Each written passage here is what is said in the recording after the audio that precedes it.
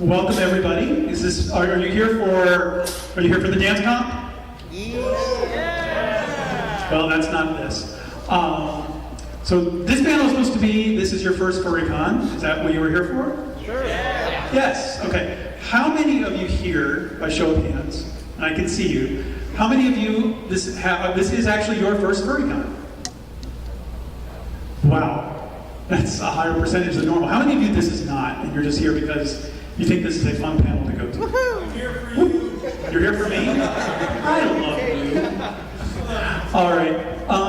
Guys, if you want, you can move a little bit further forward. I am going to need to sit a bit for health reasons. So I'm going to be trying to come over here. See if I've got enough mic. I'm going to try to come up here so I can be a little closer to you guys. So for those of you that do not know, does anybody know who I am? I like this crown. My nickname is KP. I'm on the board of directors. I am also one of the founders of Megaplex, so I've been here for all 17. I'm having a little bit of a health issue, so please forgive me if I'm a little out of breath at times, but we will try to make this as entertaining and give you as much information as possible. The reason that we hold this particular panel is because furry conventions don't operate the same way that a lot of other fan conventions do. We have some very specific types of rules, and we have some, I don't want to call them institutions, but we have some things that we've implemented over the years that are very different. Some guidelines, some protocols, and we'd like to share those with people, along with give you some information that might help you in terms of making the most of your weekend. So the first thing that we always want to talk about deals with health. And it's a rule called 6-2-1. And it's one of the most important things that I can stress that while you're here. By show of hands, does anybody know what 6-2-1 is? Okay. A lot of people do. How many do not? Yes, 6-1. 6-2-1. Yep. 6-2-1, sorry. Easy. 6-2-1 was created by Dr. Passavoy in the sci-fi community. And it stands for 6 hours of sleep per night, in total for the weekend. 2 good meals per day. And what is being passed out right now, by the way, is a first con attendee ribbon that you can attach to your badge if you'd like to do so. You get something free for coming here. But the 2 and 6-2-1 stands for 2 good meals per day. And the 1 stands for 1 shower per day. These are minimums, not what I think you necessarily have to do every day, but these are minimums. The reason for this, the 6 hours of sleep. I can attest to this because, again, I'm having some specific issues. The human immune system is dependent on a number of things. Primarily, you will be weakened if you do not get enough sleep. So if you don't get enough sleep, at least 6 hours a night, every night, your immune system can become weaker, and you can be subjected to a nasty little thing called con crud.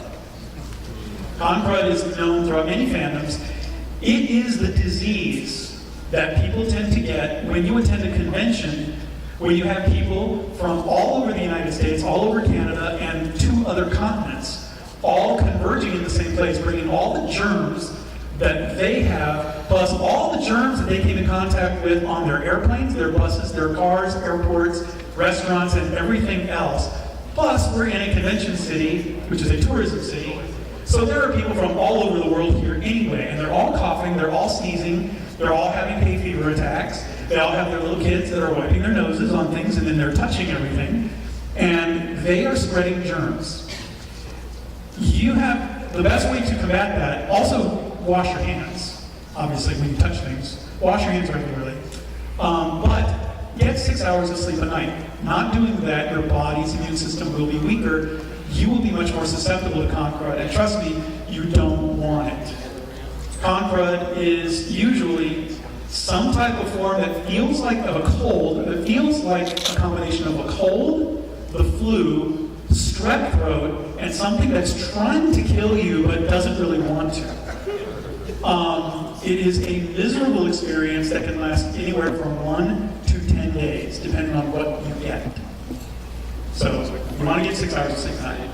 2 good meals per day. And by good meals, I don't mean Pixie Sticks and Mountain Dew. Because we've had people that said, oh, well, I'm just eating candy and I'm drinking soda. And those are not good meals. It's not great.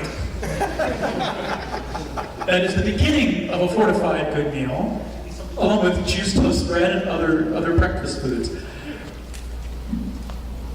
Thank you. I am now a first-time attendee for the 17th time. Don't feel too bad. I have yet to attend Megaplex. Eno, put one on his badge. I got drafted. So the reason you want to eat 2 good meals per day, and this is true, I'm also a board member for Anthrocon. If you've ever heard of Anthrocon, it is a large furry convention. It's one of the largest up in Pennsylvania. It has over 8,000 attendees, and I've been a board member there since 2004. I also work with Texas Furry Fiesta. I work with Midwest Fur Fest, and I have consulted and done things with a number of conventions. At every single convention we've ever dealt with, this always happens. Come Saturday afternoon to Sunday morning, someone will pass out. Or will come to a con-op saying, I don't feel well. One of the first things we'll ask is, when was the last time you ate? And they'll say, Thursday night. What did you eat? A candy bar? Have you had anything since then? Pixie Sticks and Mountain Dew? This really happens, and your body has a certain caloric need every day for protein as well as carbohydrates and all kinds of other things. So you want to eat to keep your energy level up as well as keep your immune system up, but it's really your energy level. You do not want to pass out and have to take a ride in the super expensive flashy rate mobile, which does cost a minimum of $1,500 to either your insurance, your credit card, or they will fine you somehow. So to avoid one of those nice, really expensive taxi rides to Florida Hospital, and I was there last weekend for a different reason. You don't want to go to Florida. Don't go to Florida Hospital East. Don't eat the meatloaf or the steamed broccoli.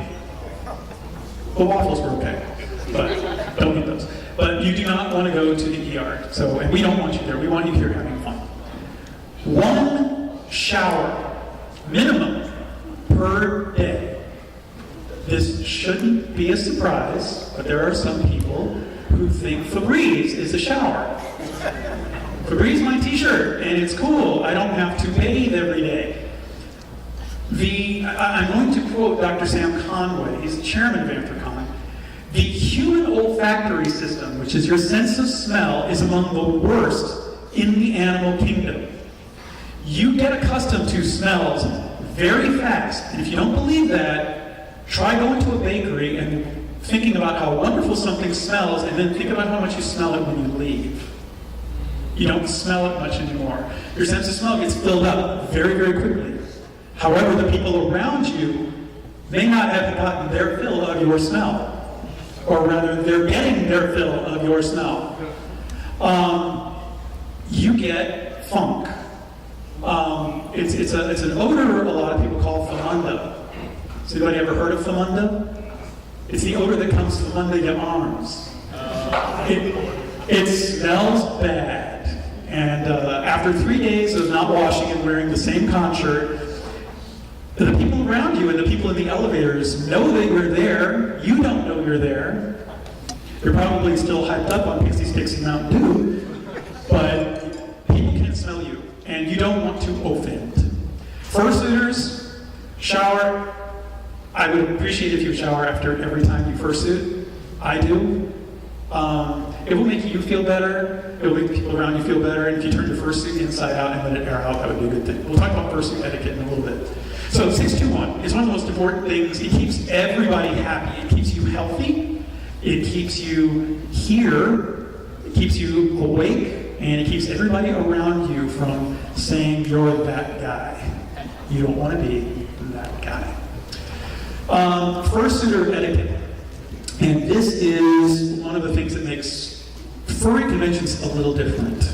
We're going to talk about, before we go to fursuiter etiquette, let me tell you why furry cons are a little different than other kinds of cons. No. And just a little bit. There are, in my estimation, in my experience, 2 types of fan conventions. They are called consumer conventions and producer conventions. Anime cons, sci-fi cons, most conventions, including Comic-Con, are what we call consumer conventions. You are consuming the work of someone else, whether it be Gene Roddenberry in Star Trek, whether it be Miyazaki in anime, whether it be George Lucas in Star Wars, but no matter what it is, or it could be comic books, it could be anything. But if someone else is producing work and you're there just to buy it and to meet the people that make it, you're consuming their work. It's a consumer event, a consumer convention. Furry conventions, along with a very select other few, are what we call producer conventions. How many of you have a persona? How many of you created it yourself? You produced it yourself. You are part of the producer community, whether you knew it or not. That's what makes furry conventions different. We are creating our own characters, our own nicknames, their backstories, the characters they interact with, the way they behave, the way they look. We control everything about those characters, and we don't give those rights to anyone else. We produce them ourselves. And in that sense, we are unique among the other conventions, because I know of no other fandom that exists where we not only create our own content, but we are fans of one another. We look for other fursuits. We look for the characters that our friends create. We interact with them online. We call each other by our nicknames rather than our real names. To my knowledge, there's no other fan base that does this. People can create a persona, like in the steampunk community. I have a steampunk character. He's a train engineer, or a conductor rather, and he has a name, but I don't go by that name, and I don't assume that name very often. Only when I'm costuming, when I'm cosplaying. But in furry fandom, I'm always known as KP. And my character is known to all my friends, and people that see him recognize him. I have a sketchbook where I've been doing that for 20 some odd years. It is mine, and continues to be mine. And your characters continue to be yours. And that's something to be proud of. And you guys should give yourselves a round of applause for being able to create your own stuff, and to be able to give that to other people and share that with other people. Give yourselves a round of applause. That is something to be proud of in your life. So that's why we're a little different. But we do things that other groups don't do, and fursuiting is one of them. Fursuiting is not cosplaying in the traditional sense. How many of you know what cosplaying is? I think a lot of people have heard that term. Cosplaying is when you put on a costume for the sake of becoming another character. Fursuiting has a little bit of a different history. It's very rooted, as someone who's been fursuiting since 1995, it's very rooted in the mascot traditions. The costumes started as mostly either latex masks or mascot-style suits, and have evolved into the fursuits that we have today. They can be cartoony, they can be very realistic, or they can be something in between. However, fursuiting started with full body costuming. It did not start with partials or with what we call poodling, which is head, hands, tail, and feet, where skin can show. A lot of people started, like I did, by getting a mascot suit and then eventually having a full fursuit built, and you just dealt with the heat. Does anybody know, let's talk about fursuits just a bit. Does anybody know what the average cost of an in-fandom built fursuit is? Yes. How much? Too much. What is an in-fandom? Depends on the cost. What do you think the average cost is? I've seen like 3 to 5K.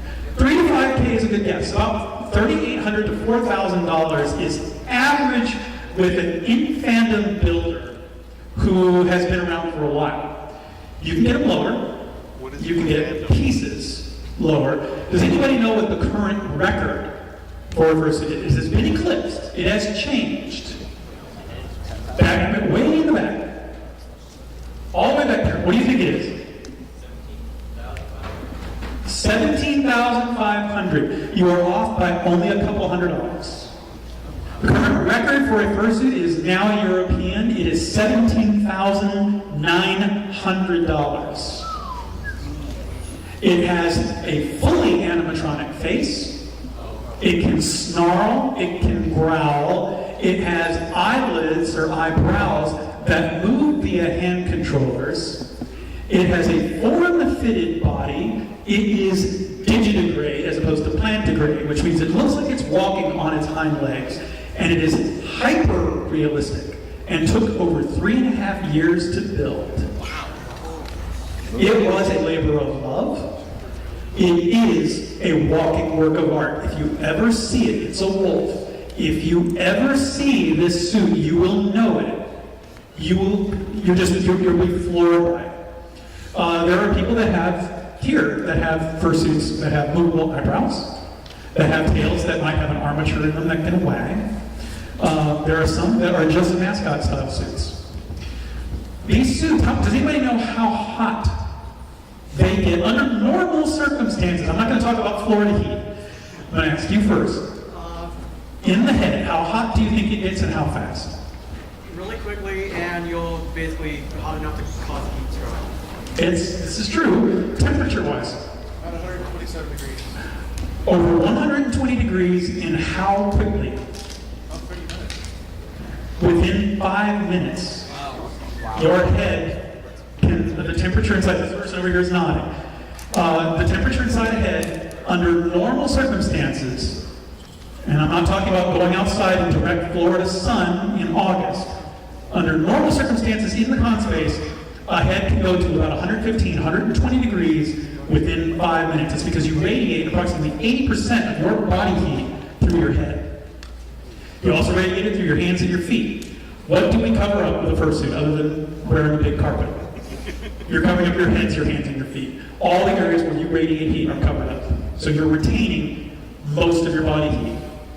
In the old days, in the 90s and the early 2000s, we did not put fans in fursuit heads, you just dealt with it.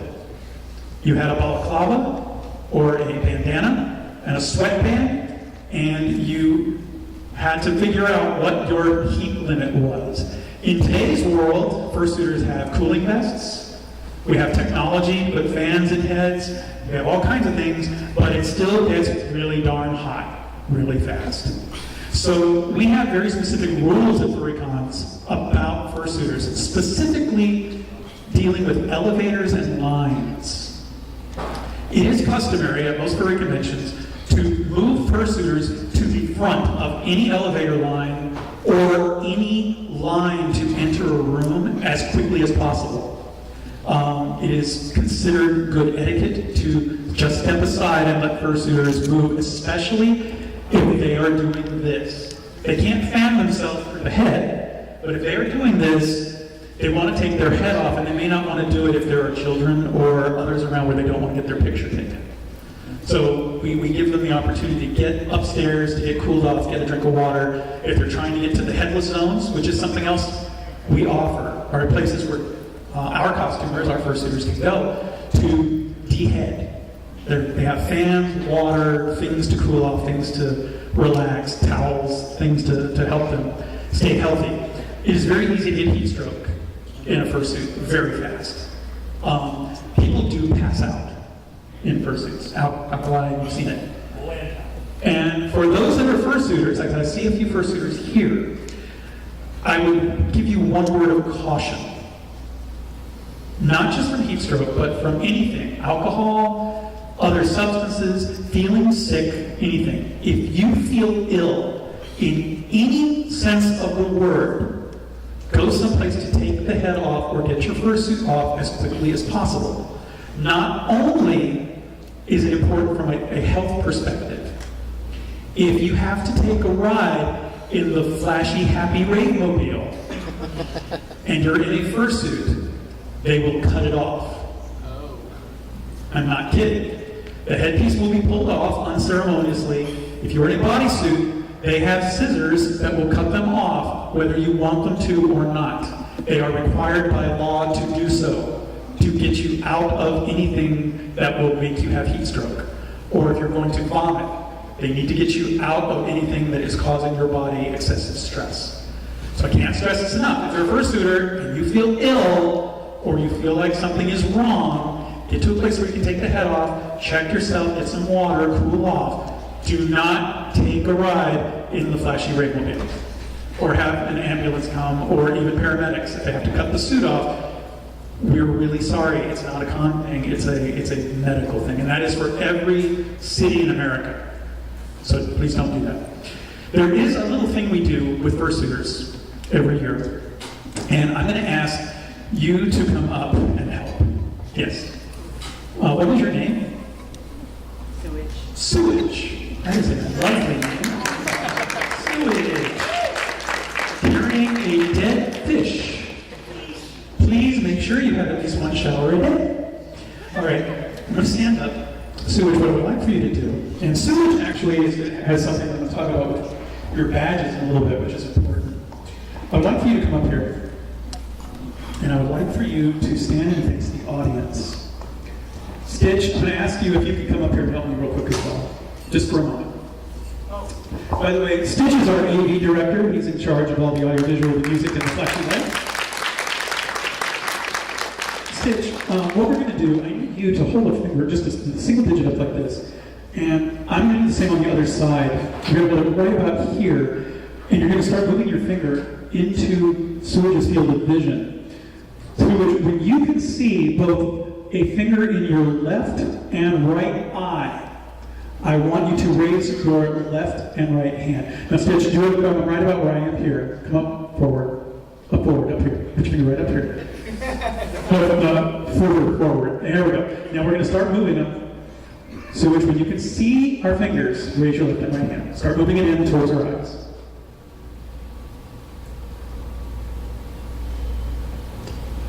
Okay. This is Sewage's complete field of vision in a fursuit head. If something is over here, Sewage, can you see what I'm doing? Sewage, can you see what I'm doing? Sewage, can you see what I'm doing? Sewage, can you see what I'm about to do? Okay. It is very dangerous for fursuiters to have people come up from their sides, from behind them, or from way down below, where it's outside their lower field of vision if they're looking up, and tackle them, hug them, pounce them, or do other things. We have had dislocations, fractures, people have had the wind knocked out of them. People can get seriously hurt because you have to imagine being tackled as a football player would that didn't know it was coming. Also, fursuiters can trip. So if I had this chair right over here and Sewage is looking straight ahead, would you be able to see a chair way down here? No. So if you see a fursuiter getting ready to walk into something, it is also good etiquette to say, oh, hey, do you see that chair? Oh, watch it, trash can. Just something real quick like that. Yeah, fursuiters can traverse stairs. There's a little trick for fursuiters about traversing stairs. I'm going to teach it to you right now. As someone who did this for a long time, it took me from 1995 to 2003 to figure this out. And it's the simplest thing in the world. If you're ever traversing stairs, count them. So when you hit a staircase and you're a fursuiter, count the number of stairs. And if you need to move up and down quickly, all you do is, as you go down and down the stairs, hold the handrail and count. It is the simplest, most common sense thing in the world. Why on earth it took me 8 years to figure that out, I don't know. Maybe I'm a dumb guy. I am a dumb guy, actually. But it's one of those little tricks that mascots do, and A Disney person, actually, I saw them doing it, and I was like, Pluto? Really? And I'm just sitting there, and he's like, and then, as he went to another set of stairs, I heard the friend of Pluto, the handler, going 5, 6, 7, 8, 9, down. And I was like, that was worth a $120 ticket to learn that. So, anyway, that is something sewage has helped us with, seeing field of vision with fursuit. Sketch, that's all I need. Thank you very much. Thank you. So, are you hot? It is hot. So, there are a couple of other things about fursuiters. Taking photographs. One of the worst things you can do to a fursuiter, there are two bad things when you're taking a picture. I am not going to do them, but I'm going to simulate that I am doing them. I want you to imagine that it is late at night and kind of dark. And I want to get a picture of sewage, but it's kind of late and dark, and sewage is kind of dark. So I'm going to come right up here and take a picture with a flash. Sewage is now blind. Because the mesh in eyes actually acts as kind of like sunglasses or being in dark shade. So their vision is even more light sensitive than yours in darkness. So a flash will blind people. They will be flash blinded for a good 30 seconds. And they'll be seeing spots for several minutes. The other thing that's really bad to do is, okay, pose for me. Pose, wait, hold on. Wait, okay, pose, wait, hold on. Pose, wait, hold on, wait a minute. Wait, hold on. No, this is my mom, I'm sorry. Wait, okay, wait, oh, shoot, eBay's ending, hold on. There are people that literally have fursuiters standing in a pose position for 60 seconds to 90 seconds before they even think about getting the picture taken. If you're going to take a picture of a fursuiter, ask first. There are some fursuiters that don't want their pictures taken. It might be for a variety of reasons. Ask if it's okay. If they say yes, then you want to quickly take your picture. If you can't take it quickly, just let them say, oh, I'm sorry, my camera's not ready. Let me get back to you. So they can get going. Reason being, there are some signals that fursuiters use indicating they might be in distress. If you're overheating, do you know what signal to use? The fan. If you see a fursuiter doing this, get out of their way. Or help them. You can ask them, do you need help? Do you need water? Where can I take you? If someone needs a drink of water, if they're getting thirsty, yep, just like that. If a fursuiter says it's okay for you to take a picture with a camera, yep, I want my picture taken or I'm getting my picture taken. If a fursuiter just starts pointing, they're usually going somewhere. And they're letting you know, hey, I can't stop. The one that's really important is this. I'm going to put this microphone down.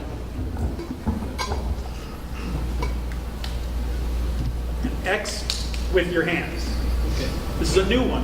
This is not a common one. However, an X with your hands means don't touch. Do not hug. There are some fursuiters that have had some very negative experiences lately with people and inappropriate touching.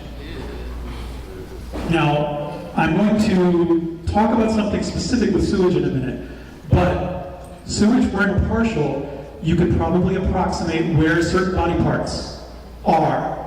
With a full body fursuit, it is very difficult to tell, especially if they have a drop crotch, like a corgi might have, if it is one that has a very built-up chest, or if it's what we call a neck looker, which is where the vision is through the neck and it has a raised head. It changes the proportions. You may not know, one, if it's a guy or a girl inside, and two, where certain things are. And we have had instances where people reached out to hug somebody, didn't really hug, they touched and they grabbed something they should not have, or they rubbed something they should not have. That's not their belly. Yeah. So, if you ever see anybody doing this, making an X with their hands, It is not appropriate to hug or to touch. It might also be somebody might have sunburn. In my case, right now, I'm suffering a bruised rib. If anybody hugs me from the front, people have tried to hug me from the front right now. I'm telling everybody, side hug only. I cannot hug on this side. You can injure somebody and not even know it. So fursuits do not equal consent. If somebody does this, please honor that. That's just common courtesy. So there's one other thing, and this is going to move out of fursuiting. Thank you by the way, Sewage, for all your help. Big round of applause for Sewage.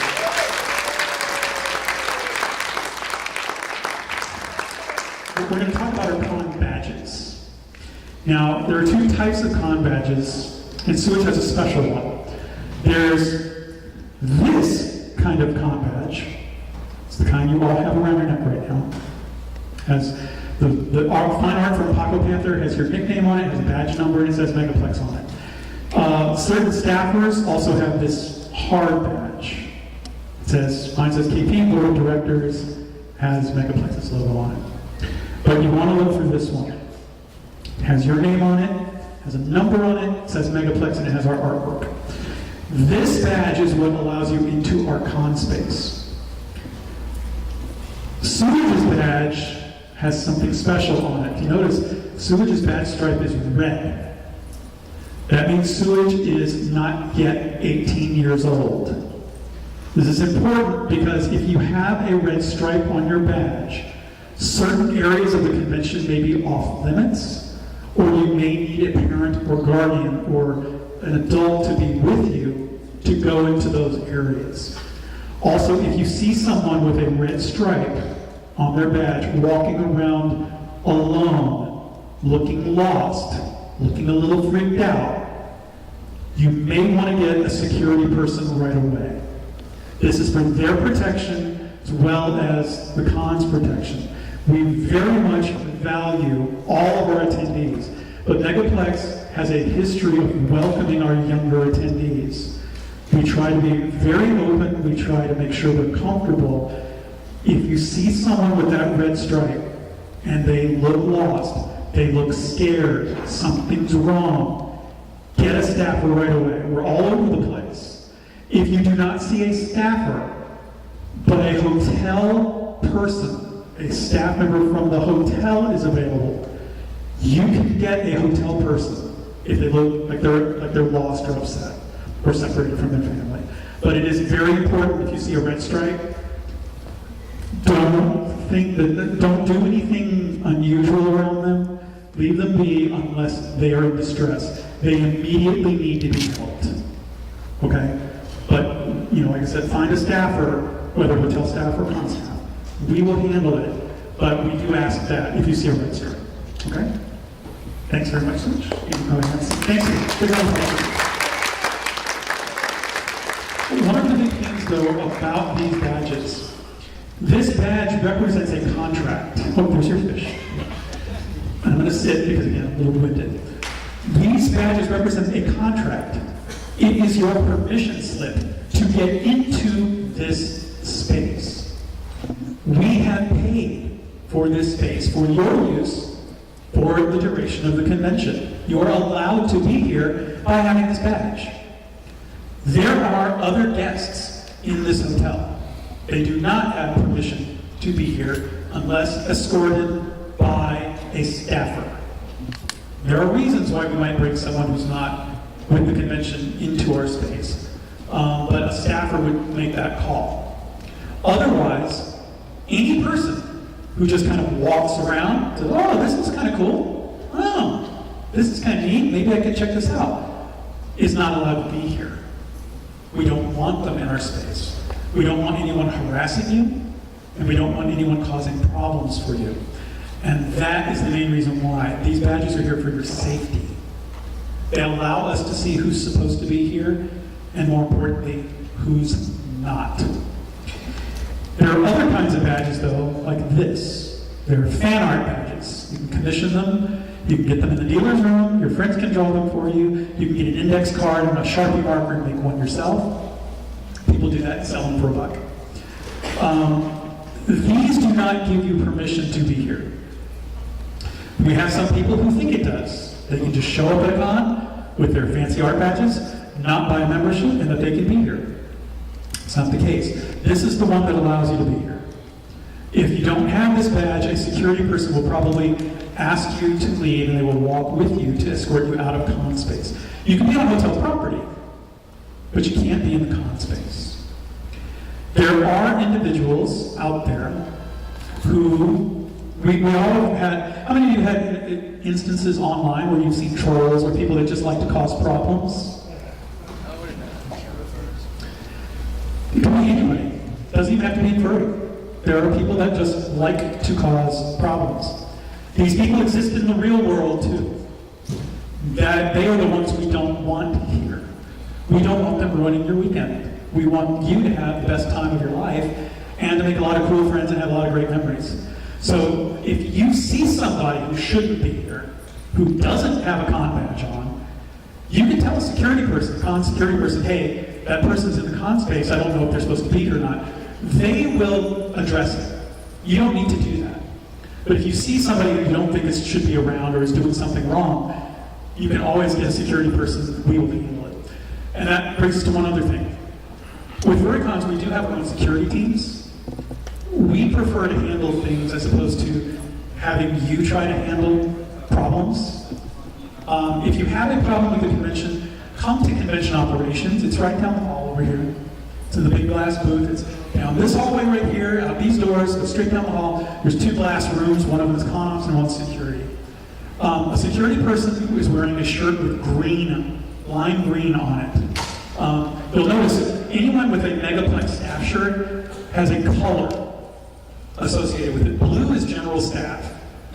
Red are assistant directors. Orange are convention directors. It can be a bowling shirt, it can be one of the 2 polo shirts, it can be a t-shirt. But orange is a director. Red is an assistant director. Those are people that can make decisions for the convention. Blue is a general staffer. Green is security, and black and white is AV. Excuse me. There should not be anybody else with a Megaplex shirt with another color on them. So it's pretty easy to figure out what they're doing. If you need to find a security person, they're going to have a Megaplex shirt with lime green on it. And we did that specifically because we didn't want our security people wearing red shirts. We took a cue from Star Trek there. We want our security people to survive. So we put them in green shirts. Green means go. Who cares about the assistant directors? They can die. The assistant directors, I'm going to become the assistant director next year. I'll be wearing a red shirt. Oh no. I get less responsibility next year. Yay. Yes, sir. Since you've now mentioned both of them, the one thing I haven't heard you mention is totally non-responsive fursuiters. Oh, totally non-responsive fursuiters, yes. So, there is one time, this is one instance, that I can say it is okay to touch a fursuiter without permission, but only in a certain way.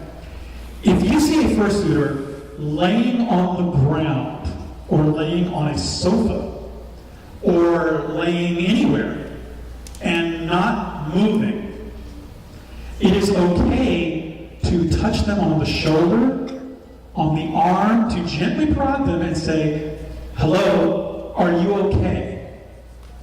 If they give you a thumbs up, they say, I'm good, they talk, they do whatever, they signal to you, it's fine. If they do not respond, if they're continuing to lie there, motionless on the ground, it is appropriate to gently nudge them a second time, maybe in a different spot, again, shoulder, arm, maybe their side, but to push them and say, hello, are you okay? Do you need help?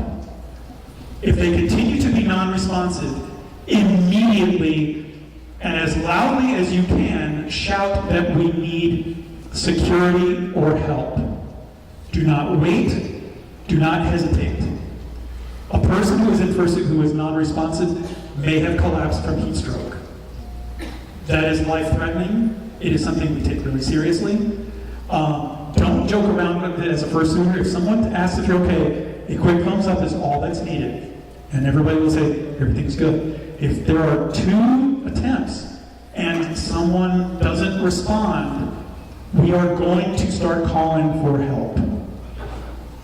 We're going to start trying to get a person to a safe place. We will probably cordon off the area. We'll probably start trying to get them water, get the head off, and if necessary, get them to a hospital.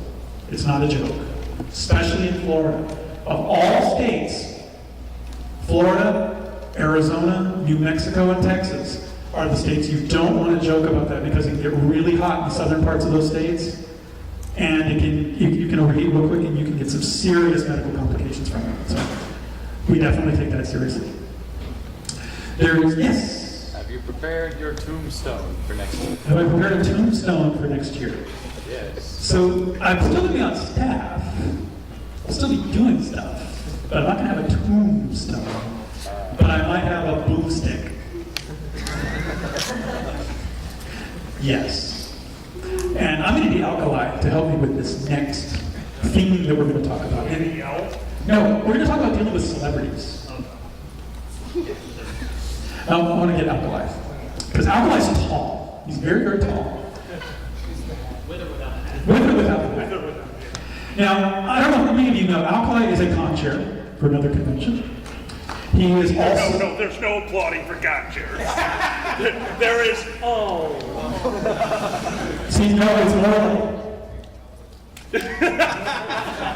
you can, Yeah. Or either that or... what is this? This is great. So, but Alkali hosts a lot of events. He does streaming, he does all kinds of things. Alkali is pretty well known within the fandom. I would say it's safe to say he is somewhat of a celebrity within the fandom. I don't like this. You don't like it, but it's true. There are people, there are artists, there are performers, there are all kinds of individuals who have big reputations within the fandom. There are certain ways that people deal with them. A convention like Megaplex is sometimes the very first opportunity that many people have. It's the first convention, this may be your first person meeting Alkali, meeting an artist. I believe Marcy Gatto is here. A lot of people came in to see her. Meeting KP. Maybe. Nice! Woo! Hey, yeah! Yes! As far as first go, JD Puppy is running around. Vaitai from Tiger Gear and Hyena Agenda are both here. They're here. Yappy Fox, like the creator of the first Super Red, is backstage. He's here. There are people that a lot of people in the fandom know that are here. There are certain things that you can do to interact with them and certain things you shouldn't. One of the things, if they're in the dealer's room, especially, Alkali, could you kind of sit here and pretend there's a table in front of him? We're going to pretend there's an invisible table, and he's like, let's pretend he's Fox Allure, a musician from Fox and Peppers. He is playing the piano. He is drinking a little whiskey. Whiskey. No, whiskey, there's an H. Whiskey. Drinking a little whiskey. Guinness, you bunch of hedge clippers. Yes, Guinness. So, if someone were to approach Fox and More, this is actually something that people have done. Fox! Hi! How are you? Oh my God, it's so good to see you. I love your music. Oh my God, I downloaded everything. Oh my gosh. Oh, new album? Can I download the album? Is it on? Can I stream it? Can I do that? Oh my gosh, I'd love to talk to you. Oh, maybe we could go over here. There are people with $100 bills lining up trying to buy stuff, and there's somebody in front, fanboy. If a person is trying to make money in the dealer's room, that is how they make their living. That is their income. This isn't just a hobby. They're making money. They would like for you can talk to them, but maybe step to the side while they're making transactions. It is a wonderful place to go to have a quick thank you. I am a huge fan of your stuff, and I would like to purchase things. And later, if you are free, I would love to have a drink. That is a phenomenal conversation to have in the dealer's den. But once people with money start lining up behind you and you are telling me about your bus trip to this convention, I'm going to throw a table at you. And we paid for them. And the tables. Yes. Now, I'm going to demonstrate, Alkali, I need you to stand up. I'm going to demonstrate something that really did happen to Uncle Kage. This is real. This is not a joke.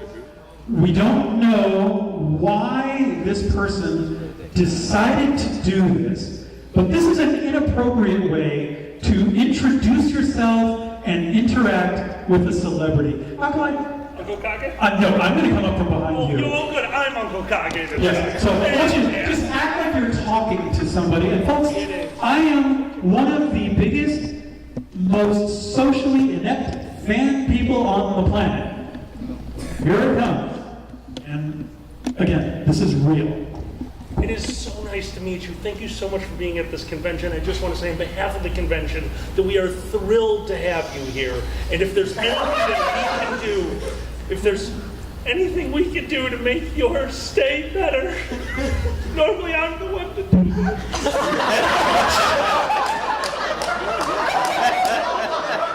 Oh my lord. Mom?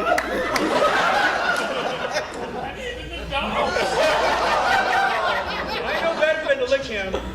This person licked Uncle Kage after giving his breasticles a massage. Kage did not know this person. Kage had never met this person before. He does know his name now Now. for a very bad reason. So this person came up from Uncle Kage from behind, did not introduce himself, just decided to hug him, give him a vigorous chest massage, and taste his sideburns. At which point Uncle Kage was just like, help? Not the way to introduce yourself to somebody. So that's a bad way to interact with a celebrity. Please don't do that here. You don't want to be that guy. He's on a lot of security lists. Yes. Thank you, Alvin. Thank you very much. Big round of applause for Alvin. He's going to be helping us, by the way, in a box of live. We're going to be doing this at 3 o'clock. So. 2 or 3? 2 o'clock. Oh, is it 2? I thought they said 3. 2 o'clock. 2 o'clock. We're checking to make sure. Good. So, those are some of the things that we normally talk about with First Furry Convention. We want you to have fun. We also want you to know you can go to schedule.megaplex.com or megaplexcon.org for any changes to the printed schedule. There is a printed handout that has the schedule on it. This gentleman has one right here. Mine is just behind that other chair. It looks like that, a little trifold book. Has the schedule on it. But periodically things change. And it can change because somebody might have had a flight delay, it's coming in late. There could have been a problem with a room, someone may have canceled on us and we not know about it. We have to move things around a little bit. So the online schedule, that's schedule.megaplexcon.org for your smartphones or your computer. That is going to have the most up-to-date information possible. And that's what we as staff will always be trying to refer to when there's any kind of conflict. We're always looking at rooms, we're always looking at times, trying to figure out if we're all in the right place, if we haven't lost our mind yet, if so, what room did we leave it in, all that kind of stuff. If you lose one other thing, sketchbooks. Now this is not as big a deal as it used to be. But how many of you have a sketchbook? Pretty good number. Big hand, raise your hands way up. Now, I'm going to start describing a sketchbook, and keep them up, keep your hands up. If this does not describe your sketchbook, I want you to drop your hand. Just keep your hands up all the way. My sketchbook has a black cover. My sketchbook has furry art in it. My sketchbook has pencil drawings. These are the descriptions that we get from people that lose their sketchbooks. So you can put your hands down now. Yes, the most common description, somebody comes in and says, I've lost a sketchbook, is it's black, it has a hardcover, it's got furry art in it. I would prefer you to not open it, but it does have pencil drawings in it. But if you find it, and it's got a black cover, and you think it's got, if you see furry art, please don't flip through it. This is real. The best thing I can describe, or the best thing I can suggest, if you have a sketchbook, or any kind of thing that you're going to be carrying around, like a book, put your name and contact information, whether it's an email address or a cell phone number or some other way, like an address, that will make it possible for us to get it back to you. We can mail things. If we find something that's got an address in it, we can mail it to the address. If you move, change the address. It's a good idea. But we do come up with things every year, and conventions that have been around a long time sometimes have 10, 15 years of these things. Sketchbooks, wallets, old broken cell phones, digital cameras that I wish we never turned on, all kinds of things that we're trying to get back to people, and we don't have a way of doing it because there's nothing identifying in them. I'm not going to say Ghiblies, but That's for a different band instead of the company. yeah, Better be. I'll try. But yeah, anything here that you lose will go to ConOps. And down this hallway, the other end of this hall, there are two glass doors on the right. One has big signs that says convention operations. Lost and found is turned in there. They will look for things. They will file things. They will hold on to things. You'll be surprised what gets turned in. We are surprised at the things that get turned in. If you ever lose your con badge, you want to go to convention operations right away, see if they found it. Because they will fall off the lanyards periodically, or someone will yank and things break. If you lose it, it might have been turned in. If not, then we have to make arrangements for another one. There is a charge for a reprint. And the original one can be like disabled. So we want to make sure that you always have your con badge. Digital cameras, cell phones, tablets, computers, backpacks, all that kind of stuff. You want to make sure that you've got something on it to identify it. With cell phones, one of the things you can always do is put your fan name or your badge number on your lock screen. A lot of people don't think about that, but when you're at a big event where you've gone out of town and somebody finds a cell phone, if you have a lock screen, you don't want them going through your phone, but the lock screen can have a way of getting a hold of you.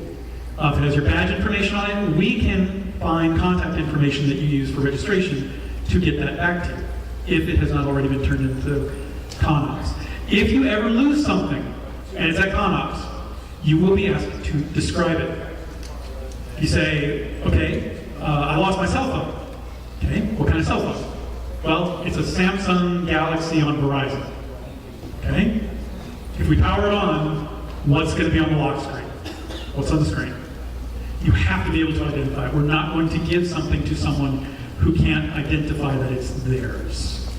We are not allowed to do that. So please, put something on your property that helps you identify it. It will make your life a lot easier. Yeah. Kind of like mine. Yep.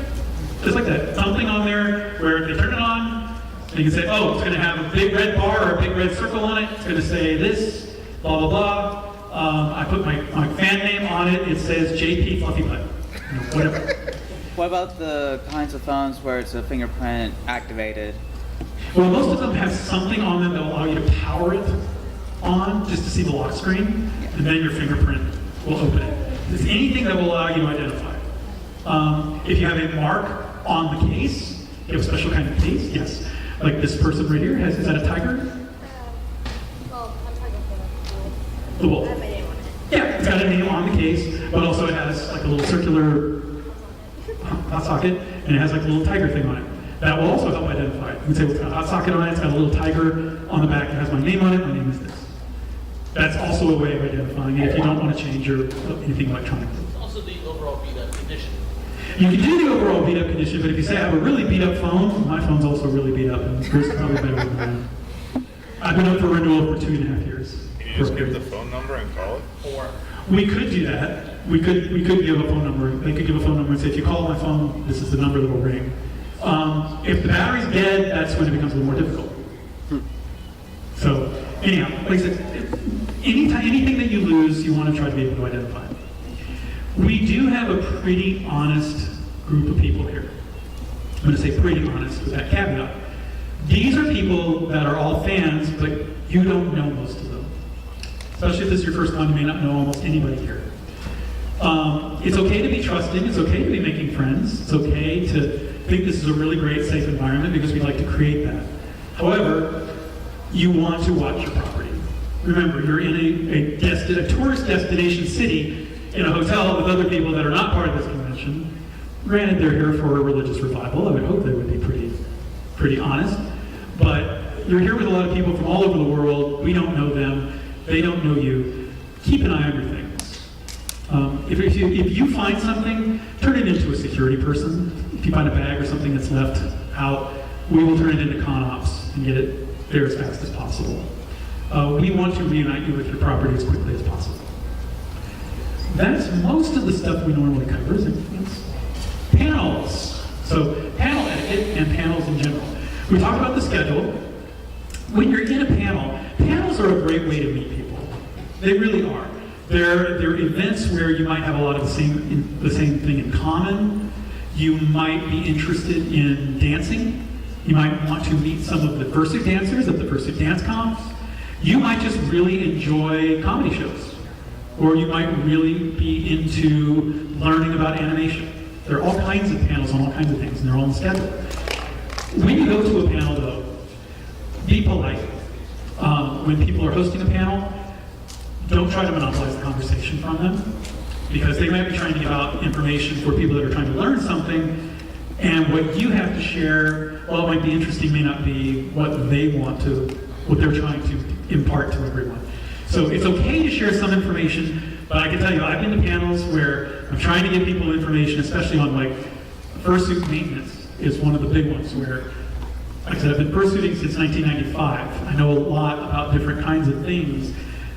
There are people that don't realize I've heard a lot of the same things people are trying to tell me over and over and over again. And I've heard about what happens when you use certain chemicals on fursuits to clean them. And it's sad, yes, but I don't want to know how you melted 3 fursuits before you realized head back was bad. We'll tell you head back is bad and then move on. So, and if anybody wants to know that story, we'll talk about that much later. But panels, be polite, but they're a great way to meet new friends. This is a very social event. This is a convention built around socialization. That's why we have dances. We don't have raves, as some people might like to call them. No furry convention will ever host a rave, ever. And in fact, no convention that has an insurance policy that's active hosts an event called a rave. I'm not kidding. If you post that you're hosting a rave and the company hosting your insurance policy says they're hosting a rave, cancel. We don't host raves. We host dances. They have a lot of flashy lights and a lot of oomps music, but it's not a rave. So, but dances are very social events. I just thought that would kind of be interesting. There are furry convention chairman panel tomorrow night. That's one of the things, somebody actually was mentioning that we had a rave going last night, and we were immediately like, that's a dance. That's not a rave, that's a dance. Let me give you guys an example. Yeah. Watch this one. Hey, KP. Yes, sir. Bounce house. No. Bounce house. No. Bounce house? No. Ball pit. Do you ever want to know why fursuiters should never crawl into a ball pit at McDonald's or Chuck E. Cheese? Wonder why that 1-year-old is running around naked and does not have a diaper on? Because someone else's fursuit found it? Real story? Gross. Yeah, no, and there are events that have hosted bounce houses with disastrous insurance results, ball pits. We had a ball pit once. It was a swimming pool with a bunch of balls. We let Uncle Kagagi sit in the middle of it and take a picture. In the pink bunny suit that I was wearing, that I gave him happily. Yeah, there are things that we do. A lot of things that furry conventions do, we do for insurance reasons, or we have rules in place because someone else was dumb enough to make a mistake that caused us to make that rule. Believe it or not, in Anthrocon, there is a rule that you are not allowed to climb over the railing that hangs over the Allegheny River. Mr. R is the person responsible for that. And when he pays us, the 5-digit figure that we had to spend on security, he's welcome to come back to the convention for a membership, thanks to that little incident. There are people who there's a reason why you're not allowed to have a collar and a leash attached to one another and have someone holding them. Because we've actually had people get leashes stuck in escalators, attached to their collar, grinding closer and closer, and eventually before the escalator was stopped. Much of what we have in place is done for safety reasons. It's done for insurance reasons. It's done because something happened and we don't want to ever deal with it again. We'll tell you more horror stories at the Furry Convention Chairman's Panel, and we will answer lots of questions you probably would love to ask, and we don't want to answer unless we're highly inebriated. There are things that just require some kind of an altered state to even try to figure out why people did them. Yes, sir. Huh? Which one? Finish it off. Oh, You're out of time. Oh, we're out of time. Does anybody have a question before we get out of here? About your first furry comment? Yes? When is the chairman's panel again? The chairman's panel is tomorrow night. It's right after Megaplex against humanity. Our Cards Against Humanity, so I think it's after 11-ish? Panel room 1 is at 11:30. 11:30, panel room 1. So we are out of time. If anybody would like to come up and ask questions, I will be here. I will be around. We can talk about stuff, but please, everybody, have a great time. We are happy that you all chose Megaplex as your first furry convention. Have a great weekend, everyone. Thank you.